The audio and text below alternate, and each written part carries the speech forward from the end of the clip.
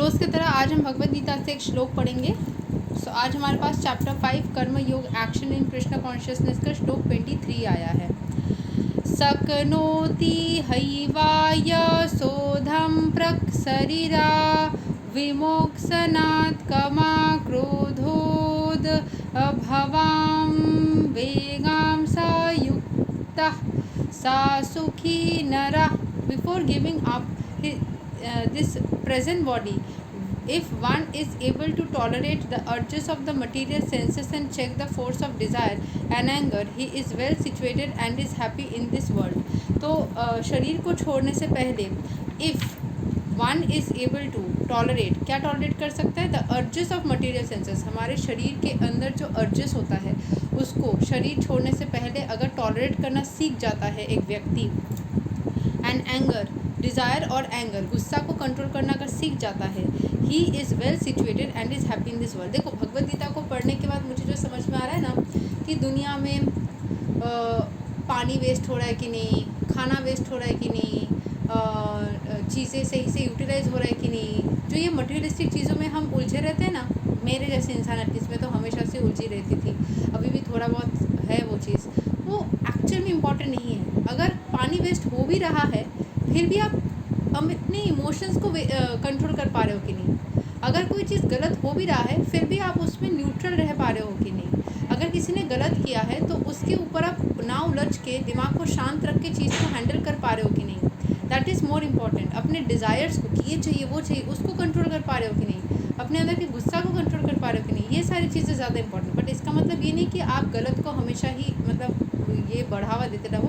आपको ना इस पूरे जीवन के जो ये भवसागर बोलिए या फिर जो ये यात्रा बोलिए, इसको बहुत ही समझदारी से चलाना होगा और गलत को गलत बोलने के दौरान अपने आपा नहीं खोना है, अपने अंदर की उस पॉजिटिविटी को नहीं खोना है, अपने अंदर की जो वो एक होता है ना कि सहन शक्ति या फिर आपको जो कंट्रोलिंग पावर, उसको नहीं नष्ट होने देना है। You need to control everything, ठीक है।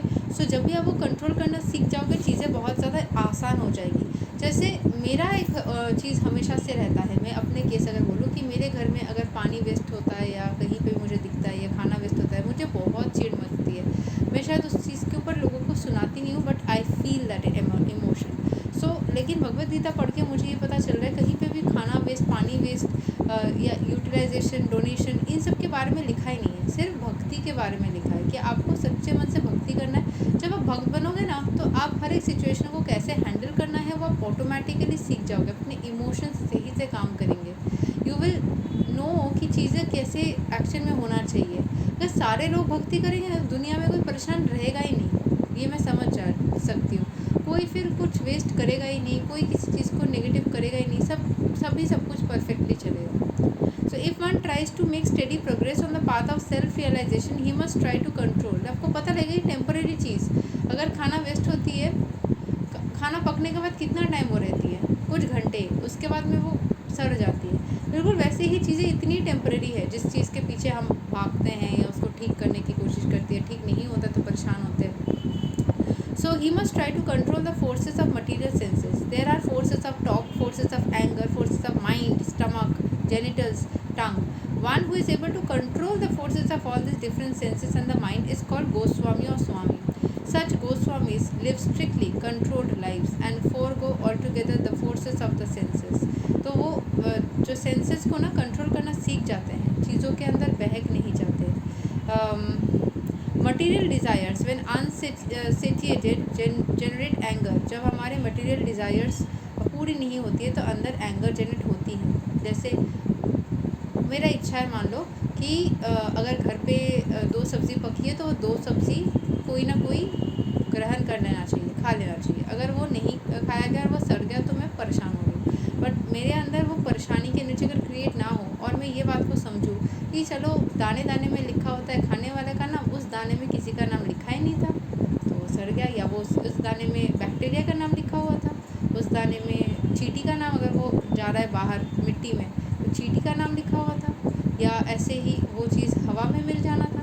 ये तो अगर मैं अपने दिमाग को ऐसे चला सकूँ तो फिर मैं बच गई, नेगेटिविटी से बच गई। सो हमारा माइंड, आईज, चेस्ट सब एजिटेटेड अगर ना हो, अगर हम बच गए तो फिर Therefore one must practice to control them before one gives up this material body. तो material body से निकल जाना, मृत्यु से पहले ये सब कुछ सीख लेना पड़ेगा भाई। यही सीखने के लिए आपको मनुष्य जन्म मिला है। भगवान की भक्ति करना, अपने मटेरियल सेंसेस को कंट्रोल करना, जितना हो सके आप सीख सकते हो इसी जन्म में। बाकी सेंसेस में आपको जितना समझ में आए ना आए, इस सेंस में आपको ज़्यादा समझ में आएगा। One who can do this is understood to be self-realized and is thus happy in the state of self-realization. तो जो इस चीज़ को सही से कर लेता है वो सेल्फ रियलाइज्ड होता है, वो हैप्पी रहता है। It is the duty of the transcendentalist to try strenuously to control desire and anger. जो ट्रांसेंडेंटलिस्ट है, जो भक्त है, उसका यही ड्यूटी है कि वो अपने अंदर के डिज़ायर्स को, अपने अंदर के एंगर को, अपने अंदर की नेगेटिविटी को कंट्रोल करके पॉजिटिविटी की तरफ आगे बढ़ पाए। सो यही तक है आज का एक्सप्लेनेशन।